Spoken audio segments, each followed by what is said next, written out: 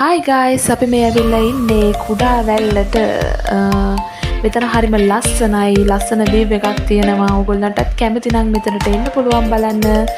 මෙතන ඉස්සරහා මේ තියෙන්නේ කුඩා වැල්ලේ බෝට්ටු නැංගුරන්ලාලා තියෙන්නේ මෙතන. අපි මේ යන්නේ කුඩා වැල්ල ජැටියේ බන්ට් එක දිගේ. මේ බන්ට් එක සාමාන්‍යයෙන් අඩි 5මාරක් වගේ පළලක් තමයි තියෙන්නේ. මේකේ බයික් එකක් වගේ වාහනයක් යන්න පුළුවන්. ඊට වැඩිය ලොකු වාහනයකට නම් යන්න බෑ. ගියත් වාහන දෙකක් මෙතනින් පුවමාරු කරන්න ගියාම ලොකු ප්‍රශ්නයකට මුහුණ දෙන්න වෙනවා. මොකද අපි මුහුද මැද හරියෙන් එහාට තමයි මේකේ යන්නේ මේ බන්ට් එක දිගේ.